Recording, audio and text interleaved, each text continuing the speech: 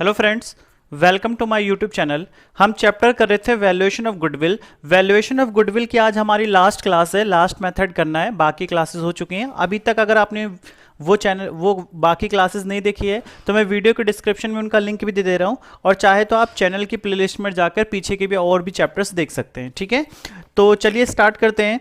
ये देखिए, मैं फर्स्ट क्लास में मैंने आपको भी ये चीज़ें लिखवा दी थी, ये नोट बनाया था मैंने फर्स्ट क्लास में। मैंने कहा था मेथड्स ऑफ गुडविल में एवरेज प्रॉफिट मेथड और सुपर प्रॉफिट मेथड होता है, जिसमें मैंने सिंपल इसमें बताया एवरेज में दो मेथड होते थे, वेटेड एवरेज और सिंपल एवरेज, और ये सुपर प्रॉफिट और कैपिटलाइजेशन किया जाता है इन दोनों मेथड का। मैंने ये देखो तीनों पार्ट कवर कर दिए हैं। पार्ट 1 में ये वाला टॉपिक, पार्ट 2 में ये, और पार्ट 3 में ये। ठीक है, आज हमारी लास्ट क्लास है पार्ट 4, वो हमारी वेटेड एवरेज प्रॉफिट की होगी। आइए जरा स्टार्ट करते हैं।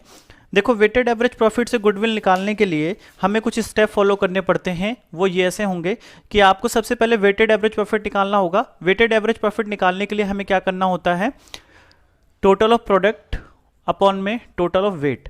ये प्रोडक्ट क्या होता है, टोटल क्या होता है, अभी बात करेंगे इसके बारे में। फिर आए गुडविल। गुडविल कैसे निकालते हैं, वेटेड एवरेज प्रॉफिट और फिर नंबर ऑफ ईयर परचेज। ठीक है, दो स्टेप में आपकी गुडविल की वैल्यू आ जाती है। तो चलिए एक एग्जाम्पल से समझते हैं इसको। ये एक एग्जाम्पल है। यहाँ पे देखिए 5 ईयर के प्रॉफिट्स आपको दिए हुए हैं, 43,000, 50, 52, 65 और 85,000। You are required to calculate value of goodwill on the basis of 2 year purchase. एक तो हमें ये रिक्वायरमेंट है कि 2 ईयर परचेस के बेसिस पे निकालना है, वेटेड एवरेज के प्रॉफिट के बेसिस पे। और जो वेट लेना है वो इस तरह से लेना है, 11 का 1, 12 का 2, 13 का 3, 14 का 4 और 15 का 5। ये इस तरह से आपको वेट लेना है। ठीक है, तो चलिए स्टार्ट करते हैं। इसको किस तरह से सॉल्व करना है आपको, तो एक आपको बनानी पड़ेगी टेबल। ठीक है, तो ये देखिए, जरा ध्यान से देखेंगे, इसी तरह से आप एग्जाम में करोगे। एक टेबल बनाओगे कुछ इस तरह से। टेबल का मतलब हुआ कि एक तरह से आप प्रेजेंट करोगे कि आपने क्या कैलकुलेट किया है। ओके, तो चलिए स्टार्ट करते हैं। तो सबसे पहले तो आपको वही लिखना पड़ेगा जो आपके ईयर हैं। ठीक है, इसके बाद आपके पास आएगा प्रॉफिट, जो प्रॉफिट गिवन है। उसके बाद फिर आपसे वेट की बात करता है, और लास्ट में बात करता है आपके पास प्रोडक्ट की। ठीक है, क्योंकि प्रोडक्ट तो हमें चाहिए क्योंकि प्रोडक्ट का टोटल तो लेना ही पड़ेगा। तो ये लो, यहाँ पर प्रोडक्ट्स आ जाएंगे। तो ईयर जो स्टार्ट है आपके पास 2011, फिर 2012, फिर 13, 14 और 15, ये क्वेश्चन के अंदर गिवन है। प्रॉफिट जो है वो 43,000 रुपीज़, फिर है 50,000 रुपीज़, फिर है आपके पास 52,000 रुपीज़, और फिर आपके पास है 65,000 रुपीज़, और फिर आपके पास है 85,000 रुपीज़। ठीक है, वेटेड की बात करें तो वेट 1, 2, 3, 4 और 5। प्रोडक्ट का मतलब होता है बेटा इन दोनों का मल्टीप्लाई करना है आपको। ठीक है, प्रोडक्ट में इन दोनों की मल्टीप्लाई करना है। तो चलिए इन दोनों की मल्टीप्लाई करो जरा। तो इसकी मल्टीप्लाई करोगे तो ये तो 43 का 43 आ जाएगा। इसकी करो, ये हो जाएंगे 1 लाख रुपीज़। इनकी मल्टीप्लाई करो, 1,56,000। इसकी मल्टीप्लाई करो, ये हो जाएंगे आपके 2,60,000। और इसकी मल्टीप्लाई करोगे तो 4,25,000 रुपीज़। ठीक है, इनका टोटल ले लो, क्योंकि टोटल ऑफ प्रोडक्ट तो चाहिए। तो प्रोडक्ट का टोटल करोगे तो ये हो जाएगा 9,84,000 रुपीज़। ठीक है, ये आपके सामने टोटल आ गया। अब वेट का भी टोटल आपको चाहिए, तो वेट का टोटल कर लो, 5, 4, 9, 10 और 15। तो वेट का टोटल 15 आ गया। अब मुझे क्या करना है, सबसे पहले वेटेड एवरेज प्रॉफिट निकालना है। तो हमें क्या करना पड़ेगा, वेटेड एवरेज प्रॉफिट। तो वेटेड एवरेज प्रॉफिट के लिए मैंने अभी आपको बताया कि सबसे पहले आपको प्रोडक्ट टोटल ऑफ प्रोडक्ट चाहिए, यानी 9,84,000 rupees divided by total of weight. तो वेट का टोटल डिवाइड कर दो, जो वैल्यू आएगी वो वेटेड एवरेज प्रॉफिट यानी 65,600 की वैल्यू ये आपके सामने आ गई है। ठीक है, और ही बातें करते हैं। अब आपको चाहिए गुडविल, तो गुडविल निकालो। गुडविल की वैल्यू निकालो। हमने कहा नंबर ऑफ ईयर परचेस। अभी हमने पढ़ा था कि 2 ईयर परचेस पे ये निकालना था, तो मल्टीप्लाई कर दोगे 2, तो ये वैल्यू आ जाएगी 1,31,200 की ये वैल्यू हो गई। ठीक है, ये यहाँ पर फर्स्ट पार्ट इसका कंप्लीट हो गया। तो चलिए एक क्वेश्चन और करते हैं। नेक्स्ट क्वेश्चन जो हमारा है वो है एडजस्टमेंट के साथ। जब मैंने आपको पार्ट 3 पढ़ाया था, तो पार्ट 3 या पार्ट 2 में मैंने एडजस्टेड प्रॉफिट के बारे में कुछ बातें की थी। ठीक है, पार्ट 3 में ही होगा, एडजस्टेड प्रॉफिट के बारे में बात की थी। तो अगर आपके पास वेटेड का क्वेश्चन हो और उसके अंदर एडजस्टमेंट आ जाए तो किस तरह से क्वेश्चन को सॉल्व करना है। ठीक है, तो बहुत बड़ा सा क्वेश्चन है, हालांकि ऐसे क्वेश्चन एग्जाम में एक आध बार आए हुए हैं, तो देख लेना आप एक बार ध्यान से। और वेटेड एवरेज प्रॉफिट का एडजस्टमेंट वाला ये सबसे बड़ा क्वेश्चन है, मतलब इससे ज़्यादा एडजस्टमेंट का क्वेश्चन कोई भी नहीं है, तो इसे आप अगर सॉल्व कर लोगे तो अपने बुक के लगभग एडजस्टमेंट वाले क्वेश्चन सॉल्व कर लोगे। अगर आपने मेरी वीडियो की पूरी सीरीज देख रखी है तो आप आराम से कर लोगे, कोई दिक्कत वाली बात नहीं है। दूसरी बात है, अगर आपको वीडियो पसंद आ रही है तो सब्सक्राइब करें और लाइक जरूर करें। ठीक है, तो चलिए स्टार्ट करते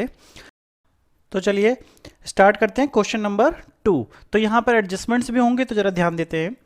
it was agreed to calculate the value of goodwill of a firm at 3 year purchase. तो हमारे काम की बात तो एक ये है 3 year purchase. The weighted average last 4 year, तो 4 ईयर के प्रॉफिट्स आपको दिए हुए हैं। ठीक है, 20,200, 24,800, 20,000 और 30,000। ठीक है, फिर आपने जब अकाउंट को देखा तो आपको कुछ ये चीज़ें समझ आई कि यहाँ पर कुछ एडजस्टमेंट इस तरह की होनी थी। ठीक है, एक 1 दिसंबर 2013 को एक मेजर रिपेयर मेड किया गया था इन रिस्पेक्ट ऑफ प्लांट। ठीक है, जिस पर 6,000 का एक्सपेंस हुआ था। ठीक है, which amount was charge to revenue, जो अमाउंट रेवेन्यू में चार्ज कर दिया गया। फिर बोलता है the paid sum agree to capitalise for the goodwill, ये रेवेन्यू चार्ज, मतलब ये 6,000 के आपने रिपेयर कराया था, इसको रेवेन्यू चार्ज कर रखा है, अब उसको कैपिटलाइज करना है। इस बात का आपको ध्यान रखना है, यानी कि अगर सीधी सीधी सी बात यह है कि वैसे तो ये एक्सपेंस हुए थे, ठीक है, तो एक्सपेंस चार्ज होने थे, तो आपने रेवेन्यू अगर चार्ज किया होगा तो इसका मतलब उस ईयर का प्रॉफिट आपका इंक्रीज हो गया होगा। अच्छा, दूसरी बात ये भी है कि अगर ये 1 दिसंबर 2013 की एडजस्टमेंट है, बेटा ध्यान से समझना, 1 दिसंबर 2013 की अगर एडजस्टमेंट है तो इसका इफेक्ट कौन से प्रॉफिट पे आया होगा? 31 मार्च 2014 के प्रॉफिट पे इफेक्ट आया होगा, क्योंकि 13-14 ईयर चलेगा। ठीक है, आगे बढ़ते हैं, कुछ बातें और कह रहा है। नेक्स्ट क्या बोलता है, उस प्लांट पे अब आपको कैपिटलाइज कर देना है और उस पर डेप्रिसिएशन 10% लगाना है, वो भी रिड्यूसिंग बैलेंस मेथड से, नहीं WDV से डेप्रिसिएशन लगाना है। ठीक है, आगे बढ़ते हैं। फिर बोलता है क्लोजिंग स्टॉक जो है 2013 का वो ओवर वैल्यूड है। देखो मैंने एक चीज आपको यहाँ पे समझा दी है कि ओवर वैल्यूड 2400 का हुआ है, तो देखो क्लोजिंग स्टॉक जो इस 13 का क्लोजिंग स्टॉक है वो 14 का ओपनिंग स्टॉक होगा। अगर आपने ऑलरेडी यहां पर स्टॉक की वैल्यू ज्यादा दिखा दी है तो इसका मतलब बिगिनिंग में स्टॉक की वैल्यू ऑटोमेटिक कम आएगी। ठीक है, क्योंकि स्टॉक तो उतना ही है, कहीं ज्यादा दिखा दोगे तो कहीं कम दिखेगा। तो ध्यान रखना, कभी भी क्वेश्चन आपके पास स्टॉक का होगा तो इसका इफेक्ट हमेशा 2 साल पे पड़ेगा, यानी कि जिस उस पर क्लोजिंग पे भी पड़ेगा, ओपनिंग पे भी पड़ेगा। अगर ओपनिंग का एडजस्टमेंट दे रखिए तो ओपनिंग पे भी पड़ेगा, क्लोजिंग, यानी दोनों पे इफेक्ट पड़ना ही पड़ना है। ठीक है, अगर एक जगह ओवर वैल्यूएशन है तो दूसरी जगह अंडर होगी, अगर दूसरी जगह अंडर है तो वहां ओवर होगी। आगे बढ़ते हैं, फिर बोलता है मैनेजमेंट की कॉस्ट जो है 4800 की आई थी, जो आपने मेड की है, और अब आपको उसको वैल्यूएशन ऑफ गुडविल में कंसीडर करना है। तो मैनेजमेंट कॉस्ट ये नहीं बता रहा कौन सी ईयर की, तो हम मान के चलेंगे हर ईयर, क्योंकि मैनेजमेंट कॉस्ट तो हर साल आएगी, हर साल आपका मैनेजमेंट चलेगा। ठीक है, और वैल्यू करनी है गुडविल की। तो ये नॉर्मल सी कुछ बातें थी, तो चलिए स्टार्ट करते हैं क्वेश्चन को। अगर आपने एक बार और पढ़ना हो तो वीडियो को पीछे से प्लेबैक करके आप पढ़ सकते हैं, और अगर आपको वीडियो पसंद आ रही है तो हमेशा लाइक जरूर करें और सब्सक्राइब अपने फ्रेंड्स से भी करवाएं और शेयर करें। ठीक है, चलिए स्टार्ट करते हैं इस क्वेश्चन को। तो सबसे पहले इस क्वेश्चन में जो मुझे करना है वो मुझे करना है एडजस्टेड प्रॉफिट निकालना है। ठीक है, तो सॉल्यूशन देखो, एडजस्टेड प्रॉफिट निकालो, calculation value of adjusted profit, क्योंकि जो भी मेरा प्रॉफिट या फिर ये जो एडजस्टमेंट इनके बाद क्या बैलेंस आएगा उसकी बात करते हैं। तो 2012, 2013, 2014 और 2015 कुछ इस तरह से ईयर दिए हुए थे मुझे। ठीक है, ओके, तो हालांकि आगे बढ़ते हैं। क्वेश्चन में प्रॉफिट भी दिया हुआ है 20,200, फिर है आपका 24,800, और फिर है आपके पास 20,000, और फिर है आपके पास 30,000 रुपीज़।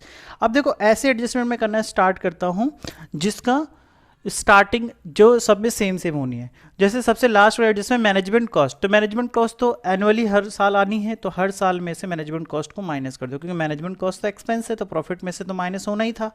ठीक है, तो एक्सपेंस को आपने हर साल कर दिए माइनस। ठीक है, आगे बढ़ते हैं। फिर बात आती है ओवर वैल्यूएशन अंडर वैल्यूएशन की। तो जरा मैं क्वेश्चन पर दोबारा से ले आता हूँ।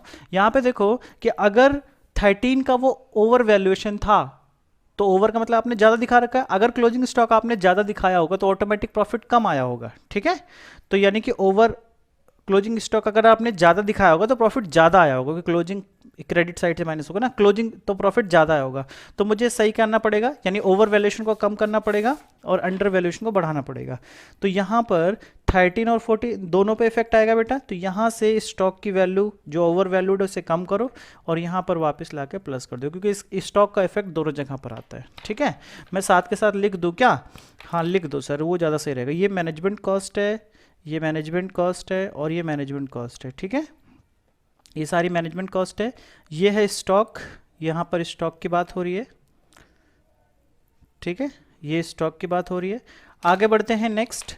फिर आता है आपके पास वही रेवेन्यू चार्ज वाला क्वेश्चन। कह रहा है कि आपने जो रेवेन्यू चार्ज किया है, आप सोच के देखो, तो रेवेन्यू में चार्ज किया है, इसका मतलब एक तरह से अगर अमाउंट खर्च किया है तो एक्सपेंस होगा, ठीक है। रेवेन्यू चार्ज का मतलब, आप कई बार बच्चे कहते हैं सर रेवेन्यू चार्ज का मतलब तो आपकी इनकम हो गई ना। तो बेटा इनकम हो गई, वो कह रहा है रेवेन्यू नेचर का मान लिया, यानी रेवेन्यू एक्सपेंस नेचर का मान लिया है, ठीक है। तभी तो आपको कैपिटलाइज करने की बात कर रहा है। तो आपने अगर उसे एक्सपेंस माना होगा तो आपका प्रॉफिट कम हुआ होगा क्योंकि प्रॉफिट कम हुआ होगा। तो मुझे क्या करना है, वापस इसको प्लस करना है ताकि मेरा प्रॉफिट इंक्रीज हो जाए, और डेप्रीशिएशन उसका माइनस करना है। अब डेप्रीशिएशन देखो, क्योंकि WDV मेथड है तो डेप्रीशिएशन 14 में भी लगेगा, 15 में भी लगेगा, 16 में भी लगेगा, 7 में, क्योंकि जब कोई भी एसेट आपके पास आएगा तो डेप्रीशिएशन कंटिन्यूस लगने जाएंगे, ठीक है। तो यहाँ से आपका डेप्रीशिएशन माइनस हो जाएगा, डेप्रीशिएशन 200 और यहाँ पर भी डेप्रीशिएशन माइनस होगा 580, ठीक है। ये डेप्रीशिएशन ये कौन सी है?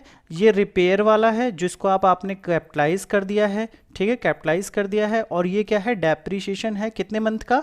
दिसंबर, जनवरी, फरवरी, दिसंबर। एक मिनट, यहाँ पे ईयर देखना पड़ेगा मुझे कि कौन सा ईयर लिया गया है। कि यहाँ पर तो 6000 का कितने परसेंट डेप्रीशिएशन था बेटा? 6000 का 10% डेप्रीशिएशन था, ठीक है। 6000 का 10% डेप्रीशिएशन था। तो कितने ईयर का डेप्रीशिएशन लग जाएगा आप जरा देख लो। दिसंबर, जनवरी, फरवरी, मार्च, 4 मंथ का डेप्रीशिएशन निकालो। तो 6000 का 10% 4 मंथ का कितना होगा? तो 4 मंथ का बेटा हो जाएगा 200। तो ये 4 मंथ का डेप्रीशिएशन है, ध्यान रखना 4 मंथ का। और यहाँ पे तो पूरे साल का लगेगा क्योंकि WDV मेथड है। तो सबसे पहले 200 माइनस करके ये पूरे साल का डेप्रीशिएशन आ गया। तो अब देखो मैंने सब लिख दिया है कौन सी चीज़ मैंने क्या ली है, ठीक है। तो जब हम इन्हें प्लस माइनस करते हैं तो हमारे पास एक आंसर आ जाएगा इनके, कि क्या आंसर आते हैं जरा देखो। एडजस्टेड प्रॉफिट आ जाएगा, इसका एडजस्टेड प्रॉफिट हो गया 15,400, इसका हो जाएगा 17,600, ये हो जाएंगे 23,400 और ये हो जाएंगे 24,620, ठीक है बेटा। एडजस्ट प्रॉफिट आ गया है। अब हमें क्या करना है? वही जो आप नॉर्मली कर रहे थे, क्या? वेटेड एवरेज निकालना। तो कैलकुलेशन, क्या कैलकुलेशन कर रहे हैं? वेटेड एवरेज, वेटेड एवरेज, ठीक है। वेटेड एवरेज प्रॉफिट निकाल लो आप। तो हमें क्या करना है इस बार वेटेड एवरेज में? सबसे पहले तो आपको वही ईयर लिखने हैं, फिर क्या चाहिए? प्रॉफिट, फिर क्या चाहिए? वेट, और फिर क्या चाहिए? प्रोडक्ट, ठीक है। तो ईयर है आपके पास 12, 13, 14 और 15। प्रॉफिट बताओ? 15,400, 17,600, 23,400 और 24,620। वेट है 1, 2, 3 और 4, इनकी कर दो मल्टीप्लाई। तो 15,400 इसकी करोगे तो 35,200, इसकी मल्टीप्लाई करोगे तो 70,200 और 98,480, ठीक है। तो वेट का टोटल, इसका टोटल करोगे तो 10 और वेट का टोटल करोगे 219,280, ठीक है। ओके, तो चलिए अब निकालते हैं वेटेड एवरेज। तो वेटेड एवरेज प्रॉफिट निकालो। मैंने बताया था टोटल ऑफ वेट, 219,280 अपॉन में टोटल ऑफ वेट। तो यहाँ पर कर लो टोटल ऑफ प्रोडक्ट अपॉन में टोटल ऑफ वेट, 21928, ठीक है। अब हमें क्या करना है? इसकी कर देनी है मल्टीप्लाई। क्या निकल जाएगा आपका? गुडविल। तो गुडविल कितने ईयर परचेस में निकालनी थी? तो गुडविल निकालनी थी 3 ईयर परचेस पे। तो 21298 और मल्टीप्लाई 3। 3 ईयर परचेज पे गुडविल निकालोगे तो क्या वैल्यू आ जाएगी मल्टीप्लाई करके, वही आपका गुडविल का आंसर हो जाएगा। ठीक है, तो इसकी वैल्यू आ जाएगी, मैंने यहाँ पर निकाल रखा था 65, यहाँ पर वैल्यू आ जाएगी, मैं दोबारा से कर लेता हूँ, 21928 मल्टीप्लाई 3, तो ये वैल्यू आ जाएगी 65784। बस ख़त्म। ठीक है, इतना सा ही आपका ये क्वेश्चन था। अगर आपको समझ में वीडियो आई हो तो लाइक ज़रूर करें, अपने फ्रेंड्स में भी शेयर करें। ठीक है, और अपने ये चैप्टर हमारा कंप्लीट हो गया। अब आने वाली क्लासेस में हम एक नया चैप्टर स्टार्ट करेंगे, change in profit sharing ratio. ठीक है, और वीडियो को ज़्यादा से ज़्यादा शेयर करें। मिलते हैं नेक्स्ट क्लास में, बाय।